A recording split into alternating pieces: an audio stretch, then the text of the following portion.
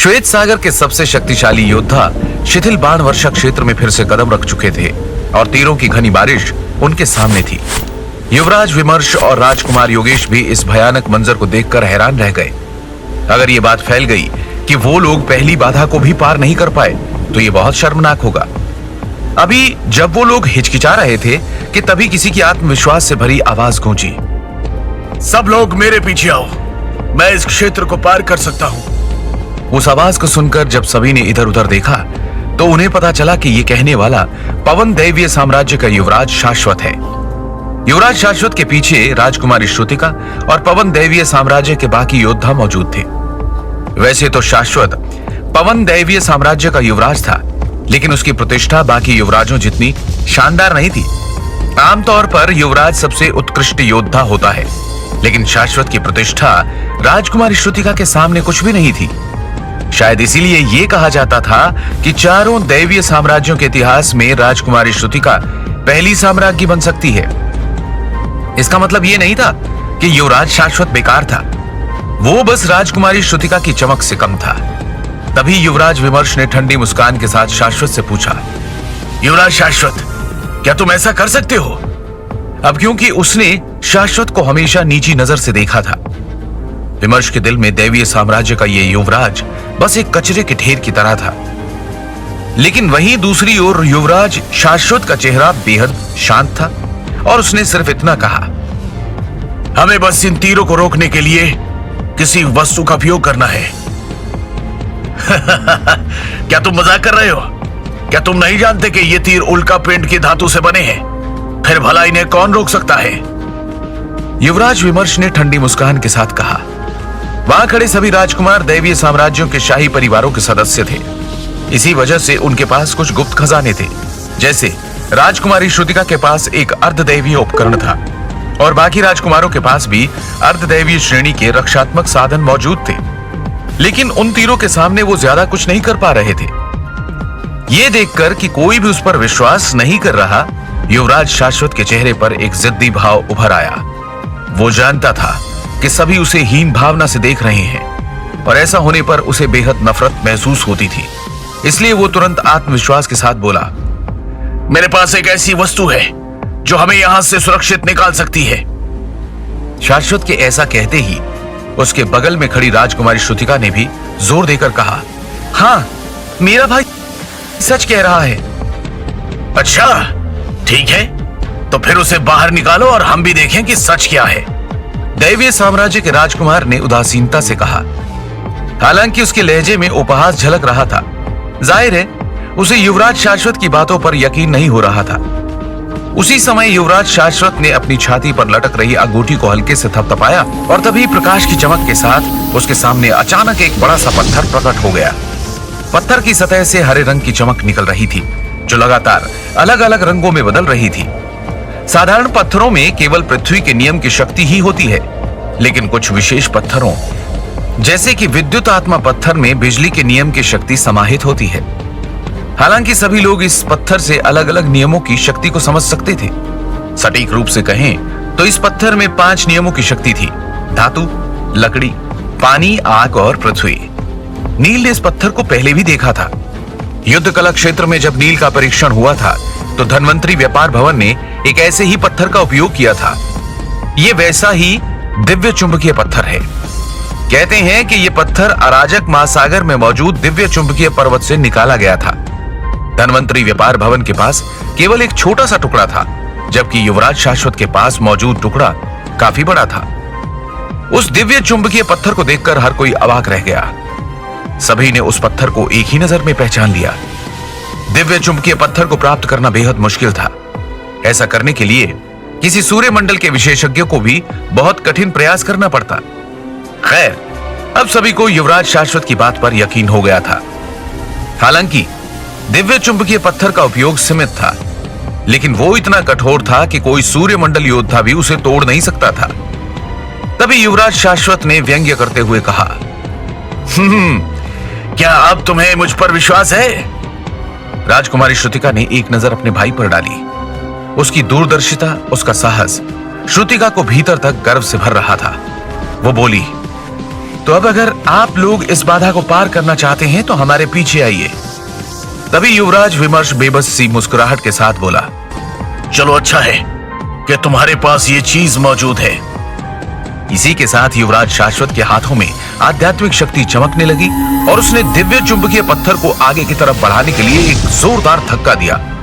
हालांकि दिव्य चुंबकीय पत्थर की ऊंचाई सिर्फ 2 लोगों जितनी ही थी, लेकिन वो बहुत भारी था, जिस वजह से युवराज शाश्वत के लिए उसे संभालना बहुत कठिन था और कुछ ही पलों में उसका चेहरा लाल हो गया। ये देखकर राजकुमारी श्रुतिका ने अपना हाथ बढ़ाया और अपने माणिक्य कंगन से ऊर्जा का एक तेज उछाल बाहर निकलने दिया। इसके बाद भाई बहन ने मिलकर दिव्य चुंबकीय पत्थर को धक्का दिया और फिर आगे बढ़ने लगे। जब सभी ने ये देखा तो वो तुरंत उनके पीछे चलने लगे। ये शायद श्वेत सम्राट गुप्त क्षेत्र में प्रवेश करने का उनका एकमात्र मौका था, फिर भला वो इसे कैसे जाने दे सकते थे। ये देखकर राजकुमार योगेश भी मुस्कुराया और बोला, पार्थ चलो हम भी उनके पीछे चले। इस पर नील ने अपना सिर हिलाया और उस समूह का अनुसरण करने लगा। इस वक्त सभी लोग एक लंबी कतार में उस दिव्य चुंबकीय पत्थर के पीछे छिपे थे और वहीं दूसरी ओर से जहरीले तीरों की घनी बौछार धीरे धीरे उनकी तरफ बढ़ रही थी। हालांकि सभी को मालूम था कि दिव्य चुंबकीय पत्थर अभेद्य और असामान्य रूप से कठोर है, फिर भी उन तीरों को अपनी ओर आते देख वो सभी चिंतित हो गए कि अगर दिव्य चुंबकीय पत्थर भी उन्हें नहीं रोक पाया तो वो सभी मुसीबत में पड़ जाएंगे। दिव्य चुंबकीय पत्थर की वजह से सभी की दृष्टि अवरुद्ध हो चुकी थी, इसलिए वो तीरों की स्थिति नहीं देख पा रहे थे। तभी उन्होंने एक तीर के टकराने की आवाज सुनी और वो समझ गए कि पहला तीर रुक गया। इसके बाद तीरों के टकराने की आवाजें तेज होने लगी। वो आवाजें कुछ देर तक जारी रही। इस दौरान युवराज शाश्वत और राजकुमारी श्रुतिका के चेहरे लाल हो गए। तभी युवराज शाश्वत ने थोड़ी चिंता भरे स्वर में कहा, ये तीर बहुत शक्तिशाली है, जल्दी आओ और हमारी मदद करो।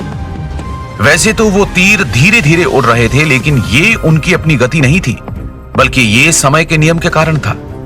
हर तीर का सारा दबाव दिव्य चुंबकीय पत्थर पर पड़ रहा था। ऐसे में भले ही राजकुमारी श्रुतिका ने अपने अर्धदैवीय उपकरण का उपयोग किया हो, फिर भी वो उस दबाव से जूझ रही थी। तभी अचानक नील की आकृति समूह के पास से गुजरी। फिर जैसे ही वो दिव्य चुंबकीय पत्थर के पास पहुंचा और उसने अपने दोनों हाथों से पत्थर को धीरे से धक्का दिया, तो वैसे ही युवराज शाश्वत और राजकुमारी श्रुतिका ने तुरंत राहत की सांस ली, क्योंकि नील वास्तव में उस दिव्य पत्थर की 90% शक्ति को सहन कर रहा था। धन्यवाद, कहते हुए श्रुतिका नील को देखकर मुस्कुराई, लेकिन नील ने उदासीन चेहरे के साथ जवाब दिया, धन्यवाद मुझे नहीं, आपको और आपके भाई को देना चाहिए। अगर दिव्य चुंबकीय पत्थर नहीं होता तो आज कोई भी यहां से आगे नहीं बढ़ पाता। दरअसल सच तो यह था कि आयाम के नियम की समझ वाले योद्धाओं के लिए यहां से गुजरना आसान था। उदाहरण के लिए नील तीरों से बचने के लिए आयाम के माध्यम से आगे बढ़ सकता था, लेकिन चारों देवीय साम्राज्यों में ऐसे बहुत कम योद्धा थे जो आयाम के नियम को समझते थे, और उनके लिए अपने साथियों को छोड़कर अकेले आगे बढ़ना भी मुश्किल था। इसके बाद नील, युवराज शाश्वत और श्रुतिका दिव्य चुंबकीय पत्थर के साथ आगे बढ़ते गए और बाकी समूह उनके पीछे पीछे बढ़ता रहा। लेकिन जब सभी ने राहत की सांस ली और सोचा कि वो अब इस क्षेत्र से आसानी से गुजर जाएंगे, तभी अचानक किसी के चिल्लाने की आवाज आई, देखो बाईं ओर से भी तीर आ रहे हैं। अचानक सबने उस ओर देखा तो पाया कि बायां हिस्सा भी तीरों से भरा हुआ था। तभी एक और योद्धा चिल्लाया, अरे दाईं ओर से भी तीर आ रहे हैं। यह दृश्य देखकर सभी के चेहरों पर हवाइयां उड़ने लगी। तभी राजकुमार योगेश विभरते हुए बोला, लानत है, इस बार श्वेत सम्राट गुप्त क्षेत्र इतना मुश्किल क्यों है? अब तो सामने बाईं और दाईं तरफ से भी तीरों की बारिश हो रही थी। अब उन लोगों के पास बचने के लिए कोई जगह नहीं थी। ऐसी परिस्थिति में नील के लिए भी बिना चोट खाए तीरों की वर्षा से गुजरना नामुमकिन था।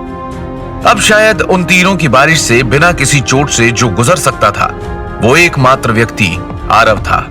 वो आयाम के तीसरे नियम के स्तर में कुशल था और आयाम के अंदर जाकर यात्रा कर सकता था। लेकिन तभी नील ने थोड़ा सा मुंह सिकोड़ा और दहाड़ते हुए बोला, मेरे पीछे आओ। अपनी बात को खत्म करते ही उसने अपनी हथेलियों को आगे किया और उन्हें दिव्य चुंबकीय पत्थर पर जोर से दे मारा। भारी गड़गड़ाहट के साथ दिव्य चुंबकीय पत्थर आगे की ओर सरक गया और देखते ही देखते उसने 50 गज की दूरी तय कर ली। नील ने सर्पशल्कों की पूरी शक्ति को अपनी दोनों हथेलियों में सक्रिय कर लिया था। फिर भी सामने से हो रही तीरों की घनी बारिश के कारण वो केवल इतनी ही दूरी तय कर सका। ये देखकर सभी योद्धाओं ने फुर्ती से प्रतिक्रिया की और आगे की ओर भागने लगे। तीरों की बारिश के करीब आने से पहले ही सभी को उस क्षेत्र को पार करना था।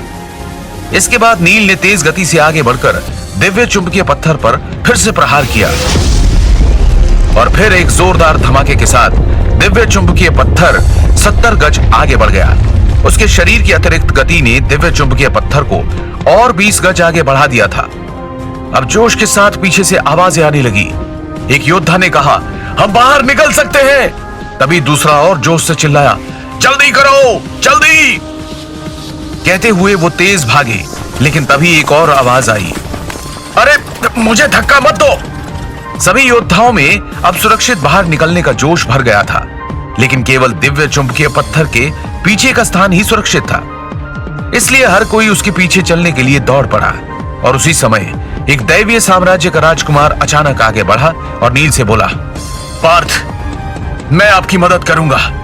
और फिर वो युवराज शाश्वत और राजकुमारी श्रुतिका को पीछे छोड़ते हुए दिव्य चुंबकीय पत्थर से टकरा गया। वो युवक तारकीय दैवीय साम्राज्य का राजकुमार था। युवा पीढ़ी में शायद किसी भी राजकुमार का शरीर उससे अधिक शक्तिशाली नहीं था, इसलिए इस समय उसने बहादुरी से आगे बढ़ने का फैसला किया। लेकिन उसने कल्पना भी नहीं की होगी कि उसकी टक्कर के बाद दिव्य चुंबकीय पत्थर बस एक ही गज आगे बढ़ेगा। यह दृश्य देखकर खतरे के बावजूद भी हर कोई नील को ऐसे देख रहा था जैसे नील कोई राक्षस हो। हर कोई उस राजकुमार की शारीरिक शक्ति से परिचित था। उन्होंने कभी नहीं सोचा था कि वो भी इस दिव्य चुंबकीय पत्थर को केवल एक गज ही दूर धकेल पाएगा। यह अंतर उनकी कल्पना से भी परे था। अब वो सभी समझ चुके थे कि इस लड़के की ताकत वाकई बहुत असामान्य थी। अब समझ में आया कि वो एक सूर्यमंडल योद्धा को घायल करने में कैसे कामयाब हुआ था। लेकिन नील ने सबकी परवाह नहीं की और पत्थर को आगे की ओर धकेलना जारी रखा। पत्थर की आड़ में पूरा समूह तेजी से आगे बढ़ा। वो तीर और करीब आ रहे हैं, किसी ने चिल्लाते हुए कहा। जल्दी करो और तेजी से आगे बढ़ो, दूसरा चिल्लाया। हालांकि नील की दिव्य चुंबकीय पत्थर को धकेलने की गति अपनी हद तक पहुंच चुकी थी, फिर भी वो पत्थर को आगे बढ़ा रहा था। लेकिन पत्थर की गति अब थोड़ी धीमी हो गई थी और इसी बीच दोनों तरफ से तीर खतरनाक रूप से पास आ गए। अब हर योद्धा मौत के तीरों के बीच से बचता हुआ भाग रहा था। तो कोई उछल रहा था, कोई जमीन पर लुढ़क रहा था, तो कोई झुक रहा था। सभी बस किसी तरह जिंदा रहने की कोशिश में थे। फिर भी कुछ लोग बच नहीं पाए। तभी दयनीय चीखें सुनाई देने लगी और 5-6 लोग तीरों से घायल हो गए। हम लगभग पहुंचने वाले हैं, सभी लोग थोड़ा और रुकें। ये कहते हुए राजकुमारी श्रुतिका का चेहरा अचानक लाल हो गया। ये उसका पहली बार श्वेत सागर में प्रवेश करने का मौका था। इससे पहले उसके पिता ने उसे यहां आने की अनुमति नहीं दी थी।